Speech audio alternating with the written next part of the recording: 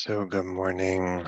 Good morning to some, afternoon and evening. Lovely to see where everyone's calling in from. It's raining here in Berkeley, which is very unusual for this time of year, and it feels, whenever it rains, even in the rainy season, feels very good these days in California. So I'll share a few thoughts and we'll sit and have our usual form. So this is from a book from Kiran Satya, who's a philosopher, talking about goals, the goal-directed life, the value of goals, and then the limits of goals. It says, what gives purpose to your life is having goals, yet in pursuing them, you either fail, not good, or in succeeding, bring them to a close. If what you care about is achievement, earning a promotion, having a child, writing a book, saving a life, the completion of your project may be of value, but it means that the project can no longer be your guide. Sure, you have other goals and you can formulate new ones. The problem is not the risk of running out. It is that your engagement with value is self-destructive. The way in which you relate to the activities that matter most to you is by trying to complete them and so expel them from your life. Your days are devoted to ending, one by one, the activities that give them meaning.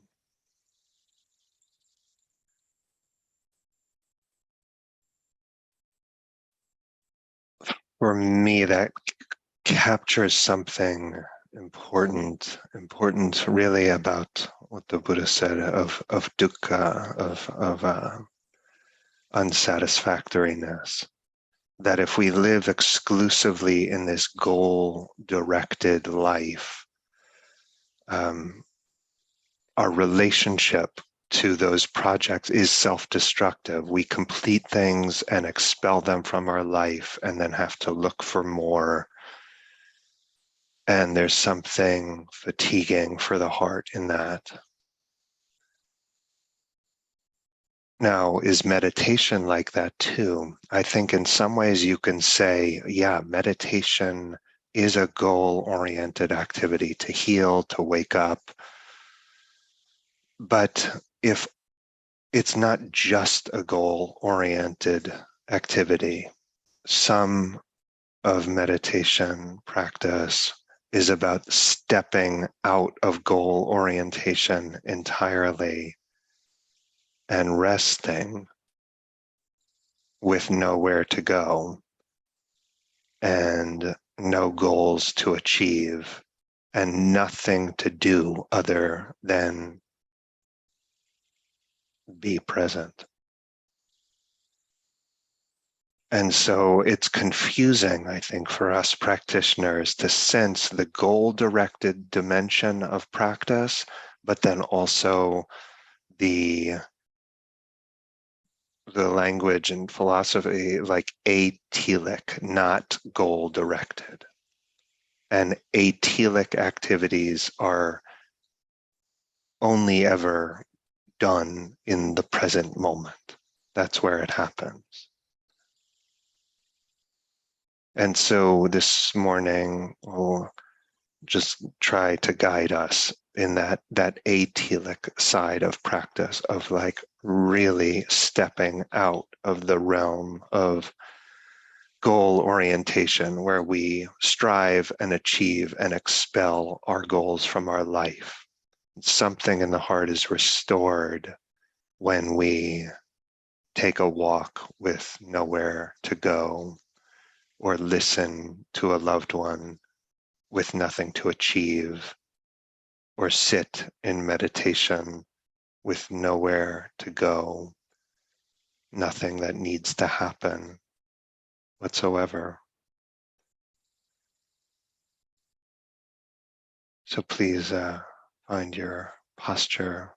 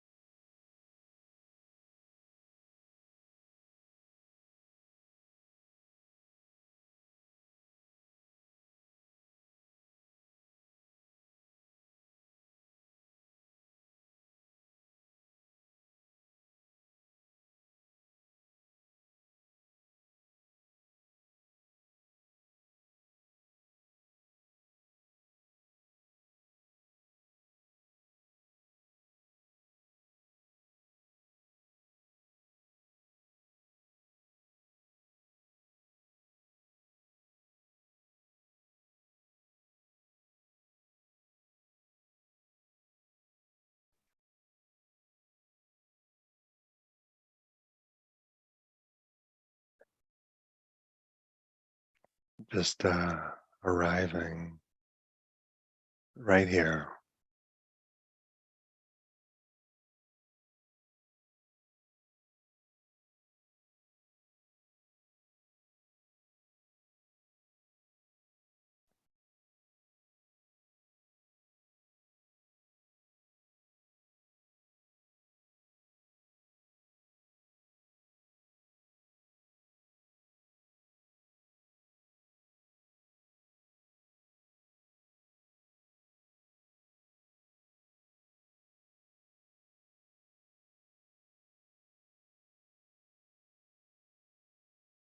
Maybe using the your body breathing as a way of arriving.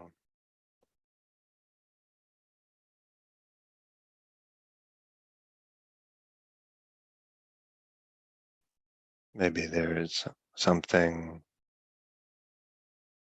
that is just gently put down.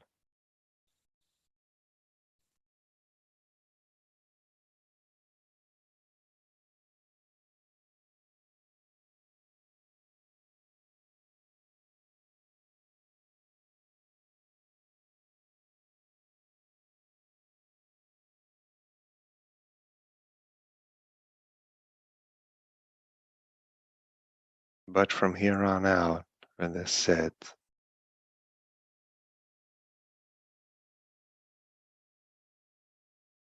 we're not trying to go anywhere.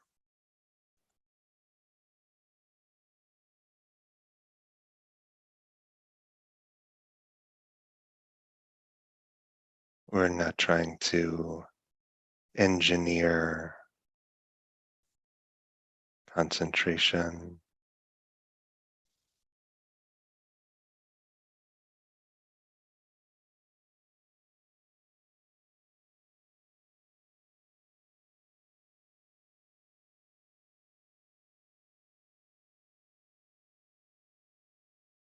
Not seeking insight or even tranquility.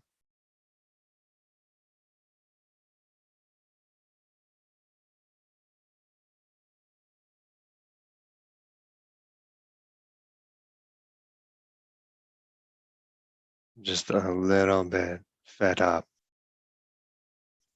with the relentlessness of our goal seeking.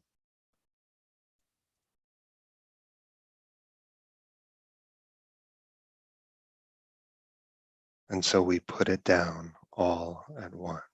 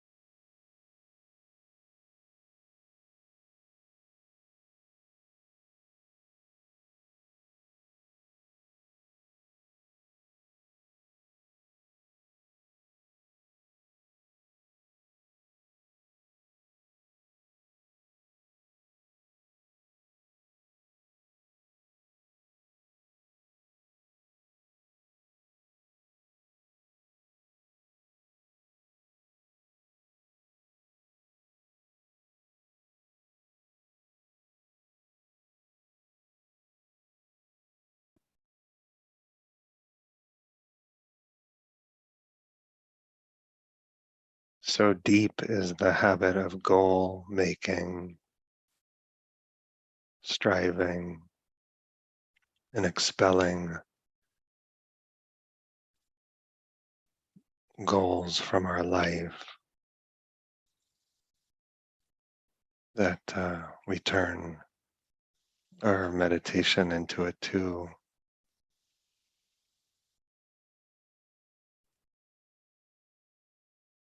And we turn ourselves into a self-improvement project.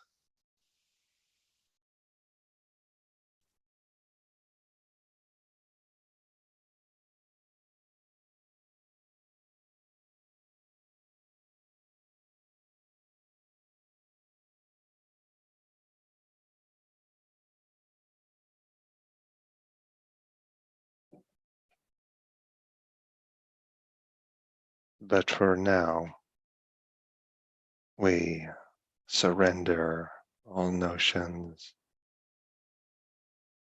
of progress, of regress, of moving somewhere, anywhere.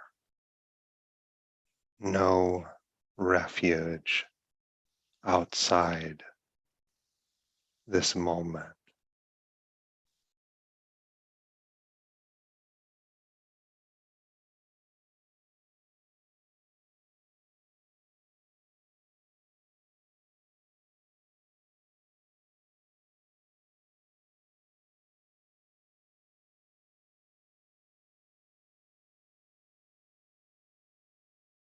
And the anchor, if you have one, the breath at the nostrils or belly,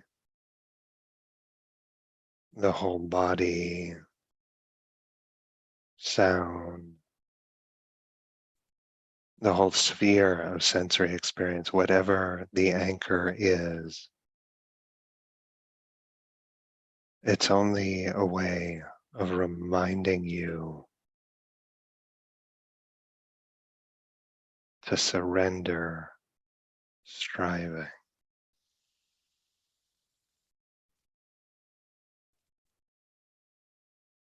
to be here.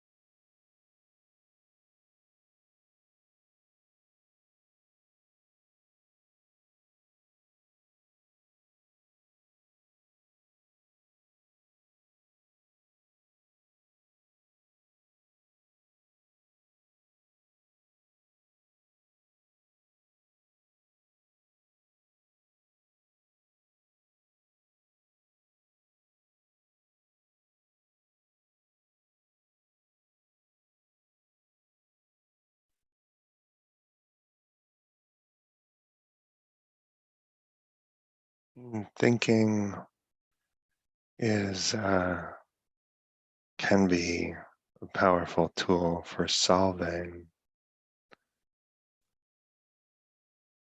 for achieving goals, strategizing.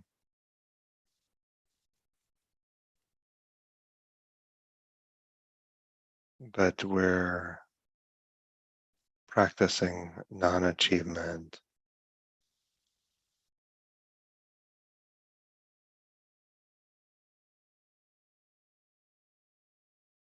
And so our thinking, strategizing, simulating futures, problem solving, it's not wrong, it's just beside the point.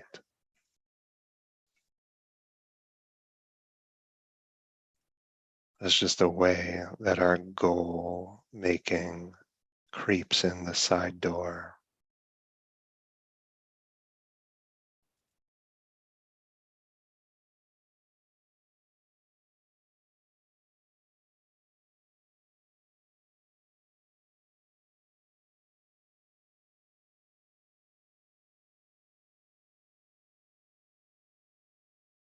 And so we keep relaxing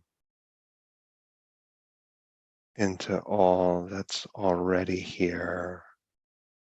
Keep relaxing into non-achievement.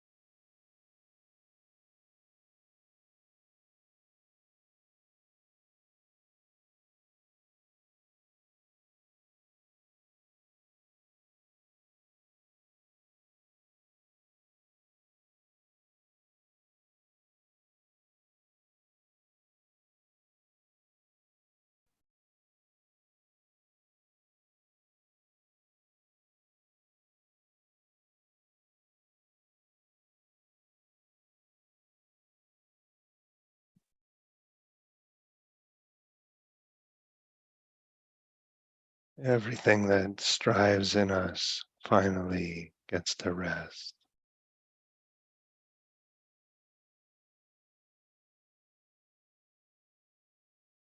And everything that evaluates and contests our enoughness also gets to rest.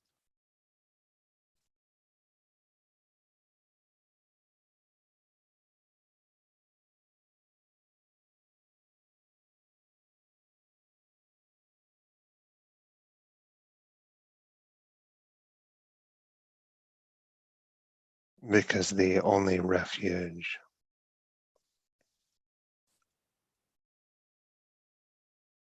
is the imperfection of this moment and its beauty and brokenness. This is the only point.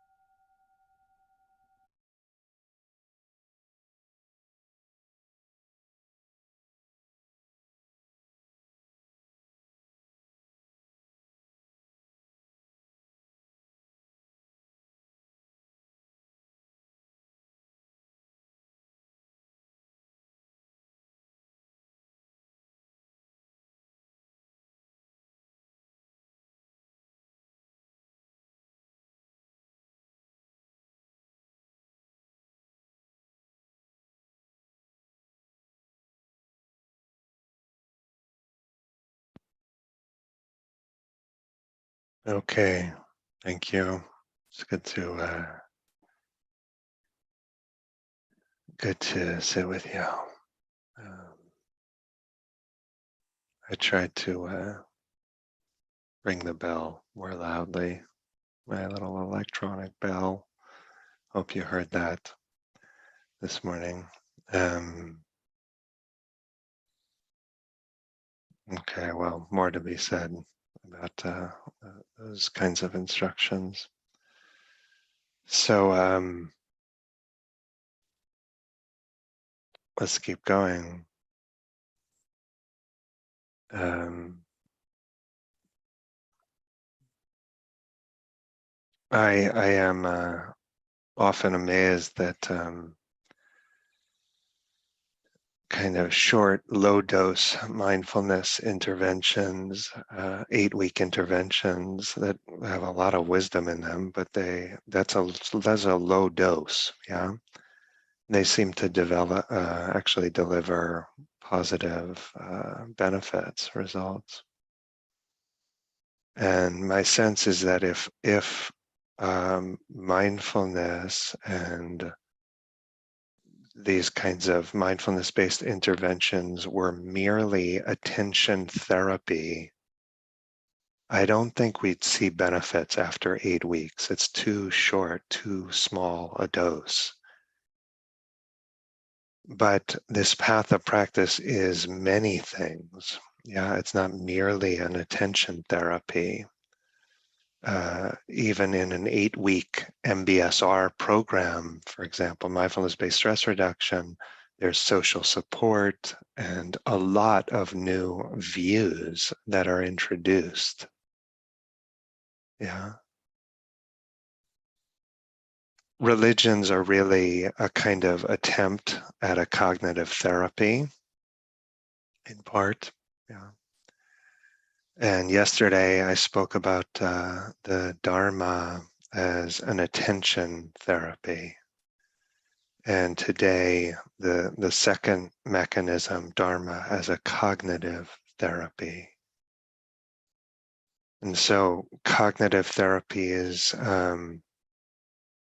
this approach suggests that maladaptive thoughts about self and world and future lead to emotional pain, psychiatric symptoms.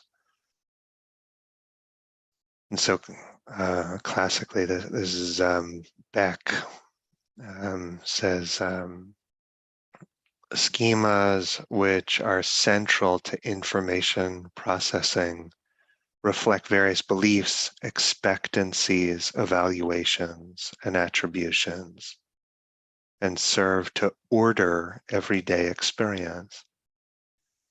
When information processing becomes distorted, other systems, affective, motivational, behavioral, begin to function in a maladaptive manner. Schemas can be modified in response to potent new information. Adaptively modified schemas deactivate dysfunctional schemas, which leads to a reduction in symptoms. So we're living our life and a situation, something happens, it elicits schemas, which elicits emotions and motivations and behaviors. And so the treatment is that maladaptive thoughts are explored and challenged, and self and world and future are reappraised.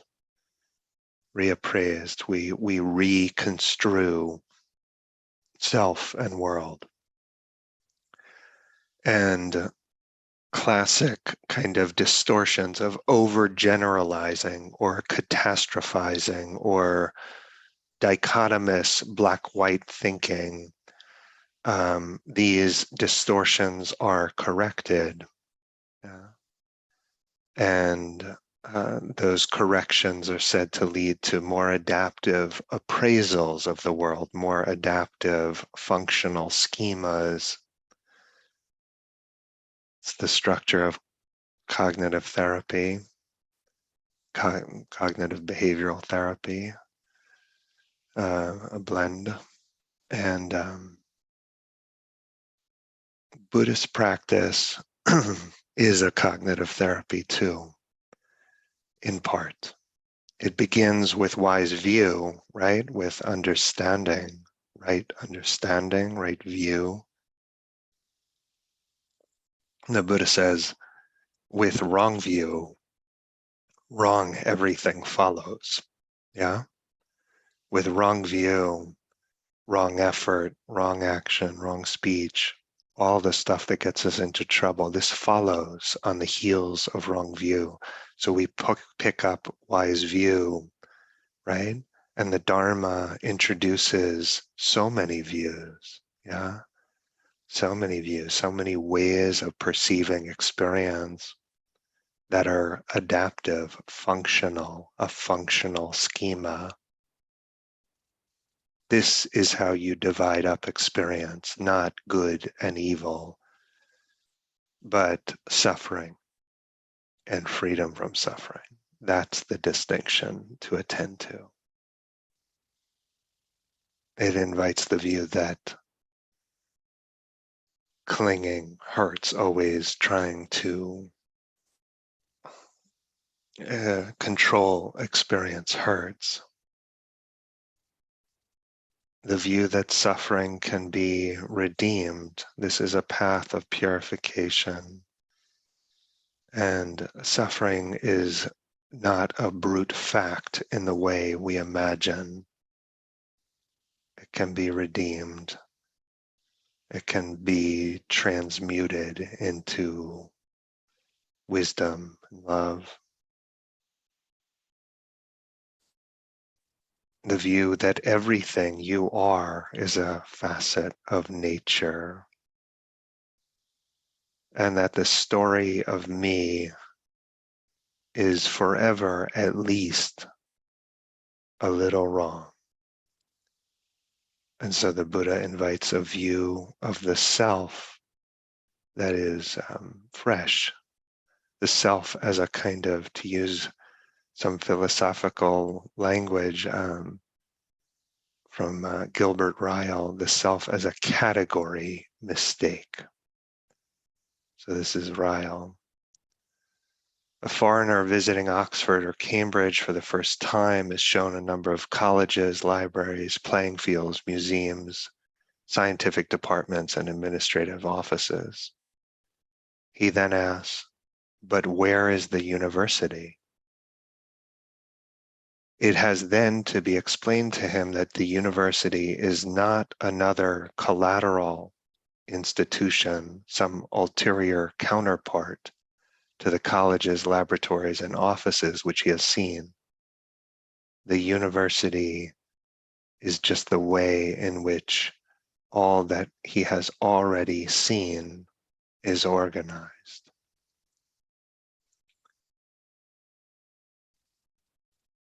The Buddha introduces a view of the self like this. Now, part of what we're doing is, in our practice, is beginning to detect the stories and schemas we live by, some of which are quite obvious and some are very subtle, but all the things we believe without knowing we have fidelity to them. These kind of wild, absurd beliefs that if we actually said them out loud, they would seem utterly ridiculous. But there's a part of us that has fidelity to them. I should be perfect. Yeah. Should be loved by everyone. The next possession is going to make me finally happy. I shouldn't experience physical and emotional discomfort. I shouldn't get sick, maybe should never die.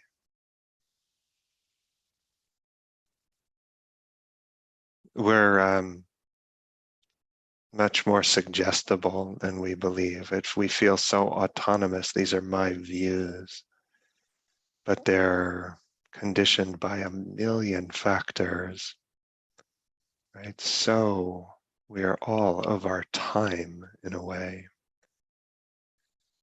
And so many cultural inheritances and stories about our bodies and about our affective life, stories about strength and weakness, about the nature of happiness and the good life. And we just take these things on. We take these things on. We're more permeable than we recognize. And so um, we look, we investigate. What are the stories we live by? And our stories about ourselves are so often charged with a kind of moralism. Yeah, a kind of infantile, toddlerish moralism. Our egos are a kind of tangle of moralism.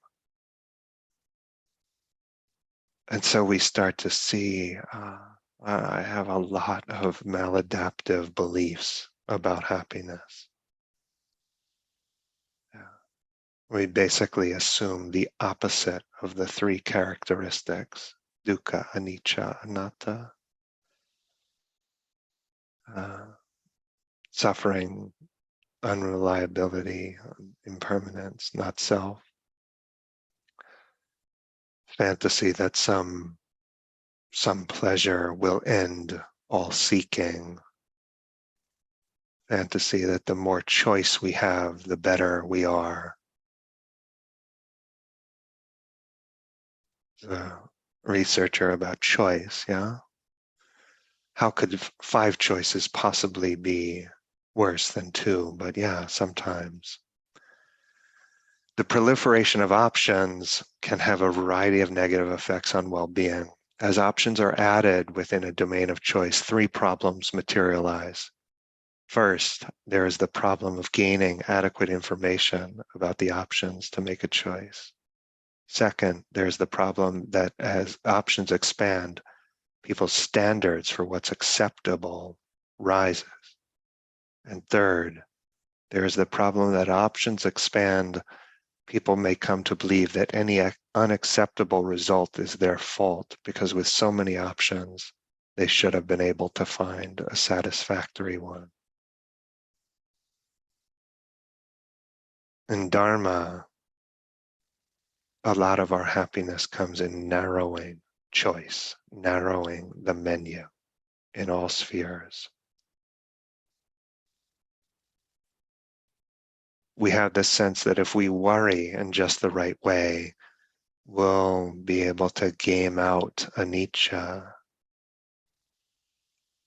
to manage uncertainty.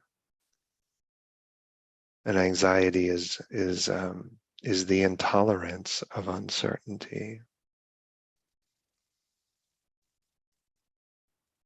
We have this sense that if I accomplish this or that, become this or that, I'll finally feel like a grown-up, yeah? Finally land in a kind of identity and feel at home. And that moment never comes, as far as I can tell. And so we look, what are our organizing assumptions and how is the cognitive therapy of Dharma relevant? Yesterday I spoke about the attentional Dharma as a kind of attentional therapy. And these two interact, the cognitive therapy and the attentional therapy, because as I was alluding to yesterday, when the mind is steady, stable, concentrated, it's very malleable, very elastic. And the cognitive changes, the new views we introduce has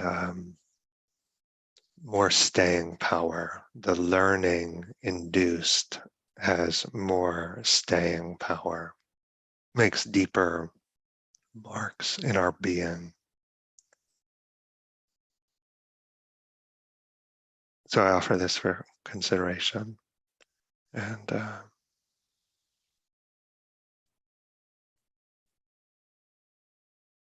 yeah, happy to be with you, and look forward to tomorrow. Okay, thank you all. I wish you a good day.